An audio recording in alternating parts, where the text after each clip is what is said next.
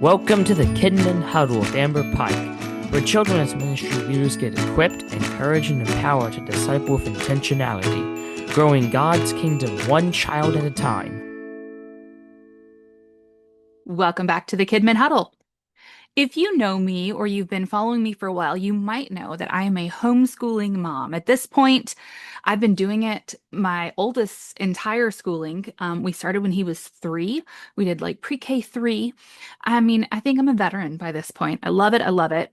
And I've been hearing from several Kidmin leaders. I've been having some people reach out to me and ask questions. Hey, how can I homeschool while being a Kidmin leader? So that is what today's episode is about.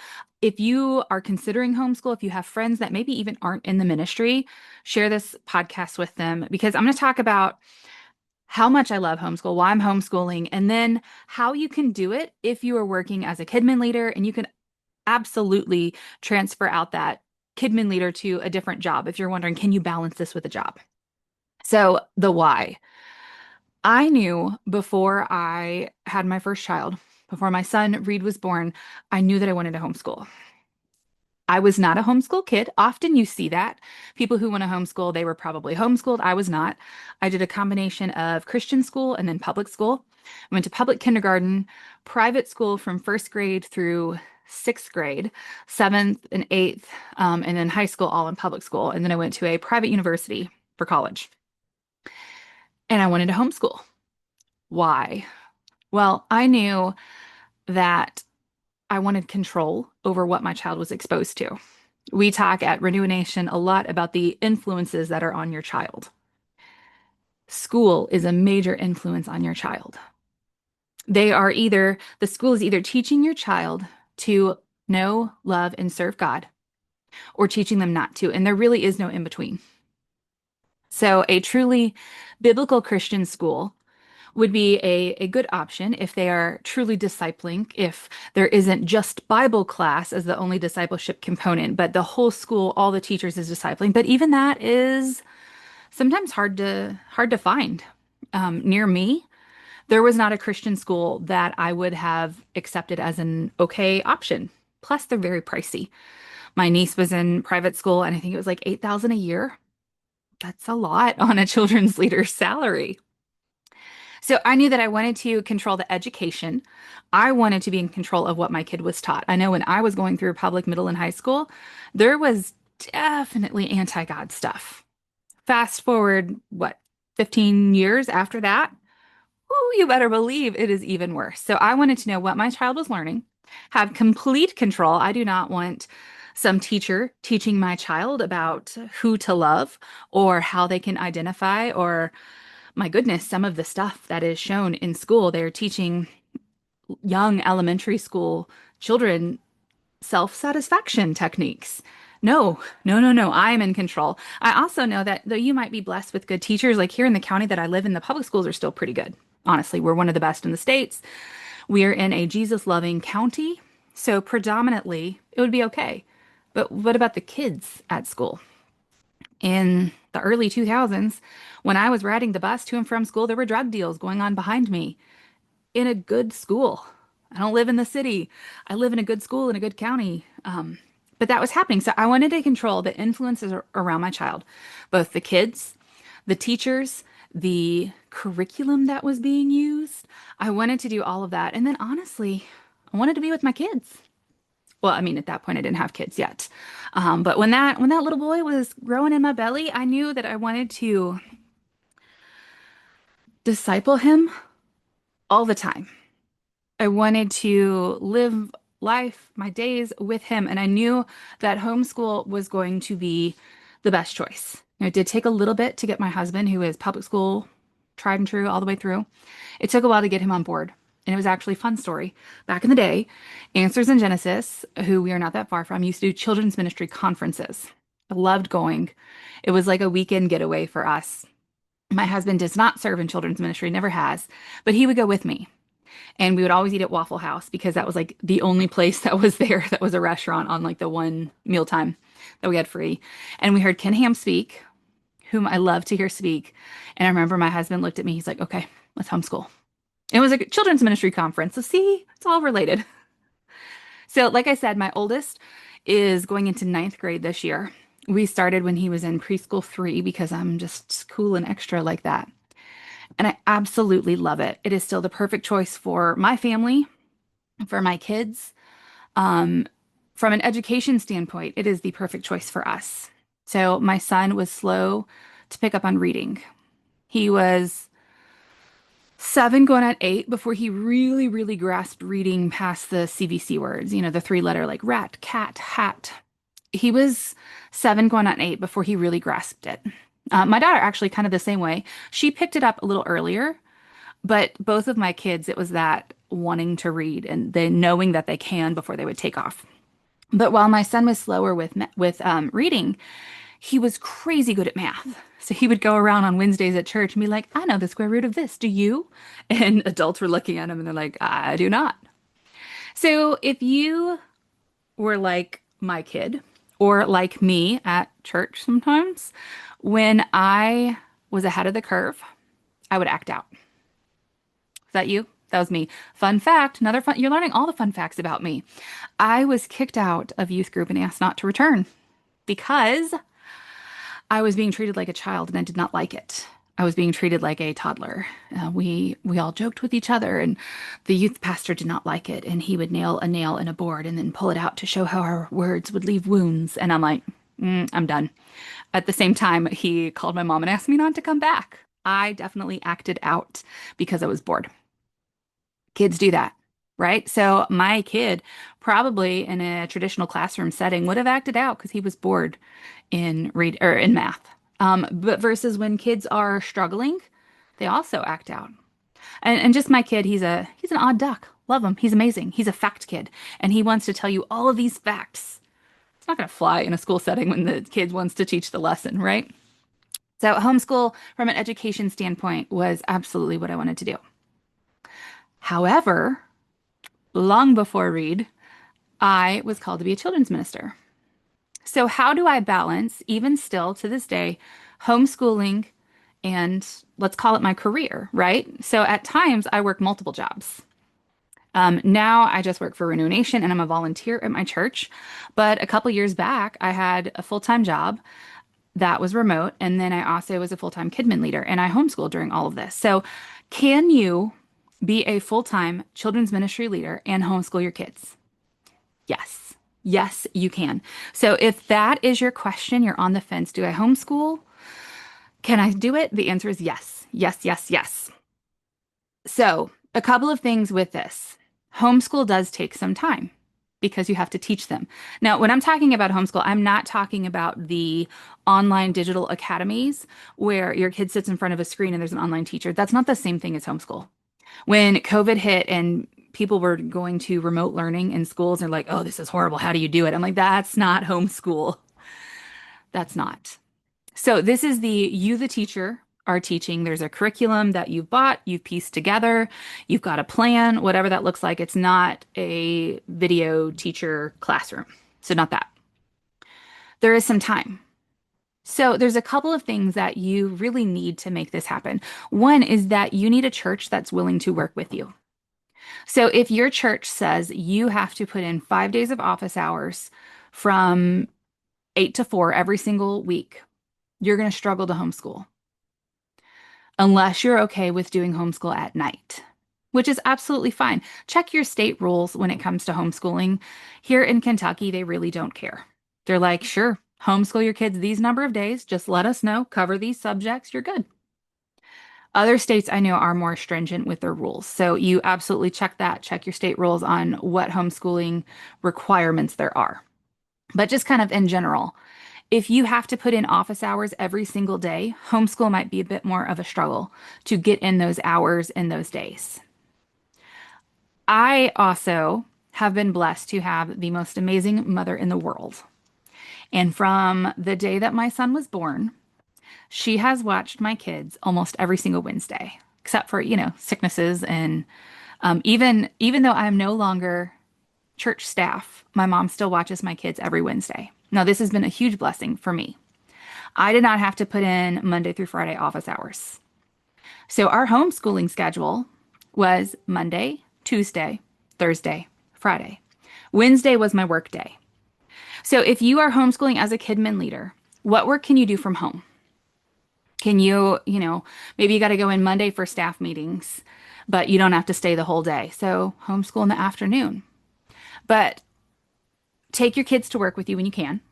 I absolutely have had my kids go to work with me all the time, sit through meetings. They can do schoolwork there. Once your kids get reading on their own, there's so much that they can do on their own. And then, even still, when they're not reading, you can give them instruction time. So I will go over, all right, Riley, here's your math. And we go over how to do the math. And then she works on her math on her own independently. And then we check it. We go over the answers. We fix what we did wrong. So it's not 3 hours intense. You need every second of my attention. So let's say I'm taking my kid to work with me and I need to work on prepping the volunteer boxes to teach Sunday school. Okay, got you rolling on your work and I'm over here. Holler when you need me. Absolutely doable. But sometimes you need a little bit of focus. And this is why I recommend if you have a parent, maybe you or your husband could, or your spouse, because maybe you're the guy who wants to homeschool. That's cool too. You and your spouse can switch off. So maybe there's one day a week that they can work from home and let you go work in the church. I really recommend trying to get a day, half a day, a good chunk of time where you can go into the office and do those things that need to be done there. Maybe you need to clean up from last week's event. Maybe you need to run a million copies. Kidmin 101, how to kill a bunch of trees by making copies. How can you get some time that you can do the in-office work that you need? That is a really, really, really helpful thing when you are homeschooling. You also need to learn a very important word. It's a very easy word, but very hard word. No. Remember what your number one priority is. Now, you've been called to this church. You hopefully love where you serve and you love the kids and the families. You are happy to be there and serving, and you are called to disciple. However, you are first called to disciple your kids. So sometimes as a parent, you need to say no to children's ministry stuff for the sake of your family. And that's sometimes really, really hard. I'm going to give you an example. So my last church my last church would do their VBS following the town's big July celebration. We have a big county day, there's a parade, there's booths, all sorts of fun. So my plan was to have consistency in the VBS date so families could always know when to expect our VBS. And it was always going to be the week following this big town celebration. My church was in town, right? The parade walked right by my church. So would that have not been prime opportunity to have a big, huge, rent some inflatables, have some signs, maybe have a float in the parade? That would have been great advertising, right? Guess how many years I did that? One that I ran a booth at the church. I had a jumpy and I think I made balloon animals. One out of 10 years being there. Why? Because I wanted to be with my kids at the town celebration. It is absolutely okay. And I highly encourage you say no to things that are going to take you away from your kids. You're called to disciple your kids. So, okay, did we miss out on some kids maybe hearing about our vacation Bible school because I chose to enjoy the parade and the day with my kids? Could be. But I'm called to disciple my kids first and then Kidmin second. So, what does this look like as a homeschooling parent? Maybe this looks like I'm not putting in as many office hours. Maybe this looks like, hey, I cannot go to this school's lunch once a month. There are times when you're going to say yes. Little girl that I had years back had a private school that would have a pastor's appreciation lunch. And so I would go take her to McDonald's and have lunch with her, and I'd get a babysitter for that, which was my mom. Absolutely. But are there things that you need to say no to so that you can disciple? And that is a-okay. As a homeschooling parent, you are discipling. That is your job, your number one job, to disciple your kids. So if you have to say no to some Kidmin stuff, that is okay. So you have a church that doesn't need 5 days worth of office hours, and you're going to get creative with sometimes how you work. I work evenings. I always have, right? Because there is a bulk of my time where I'm homeschooling, so I will work some evenings. Today, for example, it is currently, when I'm recording, it is 8:15 at night. because I had a full day. We're in summer, so there wasn't homeschooling today. However, I did have like my kid time and we were doing some stuff. And I had a lot of meetings today that were kind of long, and I ran out of time to record this podcast through my work day. And then we had to eat real quick, kind of like messed up eating, where like I fed the kids and I ate like something real quick because we had to run up to church. My husband got off work, was mowing. It's been a monsoon. It's crazy. But we had a church bringing us vacation Bible school stuff from three different churches. Like we got so much stuff. Had to be Kidmin leader. So I'm coming back and doing my work at 8:15 at night. The kids are hanging out with dad. That looks like that sometimes. And you guys know that you're doing that anyways, where there are times you don't get stuff done and you're working in the evenings. But it is about balance and remembering your priorities. So, homeschool wise, it is not an 8 hour a day thing. Now, the states that have school requirements, they are asking some of them. For Kentucky, for example, I don't know all 50 states homeschool rules. I'm sorry. You're going to have to look it up on your own. In Kentucky, it is 180, I think, days of 6 hours, I believe, is what it comes out to. But what constitutes as school? That doesn't mean it's 6 hours of book work. And if you hop on any Facebook group for homeschooling, moms, groups, any pages, everyone will tell you absolutely that is not 6 or 8 hours of sitting down doing book work. They don't have that in public school in a class full of kids. So, really, the equivalent of a school day for a homeschool kid is between 1 to 3 hours tops because there's a lot of life factored in doing chores, learning life skills, learning how to do laundry, how to cook, going to the bank, making a grocery list, or going and helping mom with all of her cool church stuff, right? There's so many opportunities that your kids get to do with you as a children's ministry leader when you homeschool. For me, this was one of those years where I got to do kind of a bucket list thing. Actually, I'll rewind a year before. Last year was the first year that I took my son with me to do a conference. And he went with me to Answers in Genesis VBS workshop. And he got to help lead it with me. And I let him have leadership positions and he runs the sound. He does my computer slides, but I let him have a teaching part of this. And it was so cool to get to see my kid shine with giftedness. And then this year, he took his first ever flight with me to Oklahoma and we did a children's ministry conference on a Friday in Oklahoma. Now, he normally would have been in school, and I would have had to have, made up some reason why I'm taking my kid out of school to go do this, but that was educational. That kid rocked running a booth, selling books from a booth. Way better than doing some book work. And it was ministry, and he was getting to tell people about why they needed this curriculum because it's going to teach them God's word and da da da da da, and it was amazing. There's so many beautiful benefits of homeschooling that you get to live life with your kids. You get to disciple. What if your kid's going to be the next children's ministry leader? I really hope one of my kids becomes the next Miss Amber in our family. And I get to help them do that because they get to work alongside with mom. They test out some of the crafts before or the science lessons or object tricks. I did the other day, I was testing on a new magic trick, the card one. If you saw my YouTube video of the magic card reveal, and I'm testing it out for my son, and he's like, try this. I truly do not have enough positive things to say about homeschooling your kids. Now, what's the negative? You're with your kids all the time. And there are those days, if you have more than one, that they pick at each other. For sure. And I tease my mom and I tell her to come get her grandkids because I'm getting real tired of watching her grandkids. But I love it. There are going to be rough days, whether they are in Christian school, public school, homeschool, kids are kids, and they're going to fight and they're going to pick at each other and everybody's going to lose their cool. That's life. Other negatives.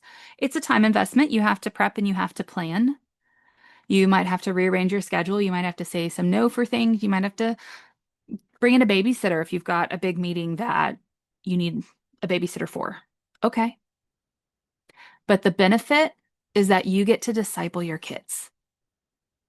Parents have the most influence on their children. But the second greatest influence often is school. It's not supposed to be. Biblically, that should be grandparents, but it's often school. If a kid is hopping on the bus, going through 8 hours of school, another bus ride home, you're looking at like 10 hours. Those 10 hours of discipleship, Whew. But what if you got those back? Because those 10 hours at school, that's discipling them the world's way to not believe God's truths. But what if you had 10 hours to disciple your kids, given back every single day? Well, because we homeschooled, I had the amazing privilege of leading both of my kids to Christ in the middle of a random homeschool day. So, my oldest, in our Bible lesson, we were on Esther. Love Esther. In college, I did an assignment on Purim, the festival that the Jews celebrate for Queen Esther. And so we were talking about that, and I was teaching him about Purim. I think we made hamantasin cookies, which were very yummy. Check with me, I'll give you the recipe. And this was not a, are you ready to be a Christian conversation? This was just us talking about Queen Esther in our Bible lesson in homeschool. And there at the kitchen table, my son started asking questions. And then mommy cried, and he accepted Christ. Boy, was I so thankful that I homeschooled that day. Fast forward a few more years, we added Riley to the mix, and she had the head knowledge for a good year and a half, 2 years solid. But she did not want to become a Christian because she was scared of baptism. Now, baptism is not salvation. She knew this, but baptism follows up salvation because it is an act of obedience, that outward representation of the change that's happened within. She knew this, but she was so scared of water that she did not want to become a Christian. So, once again, not at all what we were talking on. I think we had finished school for the day, and my kids were getting ready to be picked up by my parents, I think, to go out to dinner with them because we get extra Grammy and Grandpa time because we homeschool too, which is a beautiful benefit. My son built a swing with my dad this summer. So cool. From scratch. Grandpa just taught him how to. And my daughter started asking me some questions that had just been really tugging on her heartstrings. She had been she'd been fighting God. She'd been telling him no when it was time for her to surrender. So, the middle of a homeschool day, I'm sitting at the kitchen table. She asks me these questions, and she can't fight God any longer. And she surrenders her life and becomes a Christian. Man, 2 for 2 in the middle of a homeschool day. Mamas, daddies, this is the benefit of you getting to disciple your kid all the time. So if you are questioning, is homeschool right for me? Is this a good choice for us? I just want to encourage you with a resounding yes. As a mom who's been there, who has homeschooled for, like 12, 13 years, it's amazing. It's exhausting. The kids are kids. It's messy, but it's amazing. The discipleship opportunity, the discipleship influence that you get to have on your kid. Yes, you are a disciple maker in your passion, in your career. That's what God's called you to do, is to disciple boys and girls. Man, but if you get to do that more at home, that's even better. So please reach out to me if you have questions about how to do it or make it work. If you need suggestions of things, I have been homeschooling for a really long time. My style might not be your style, but I might have some ideas that could help you. I highly encourage it because eternity matters for your kids. Your number one job is to disciple your children. So remember, Kidmin leader, what you do matters.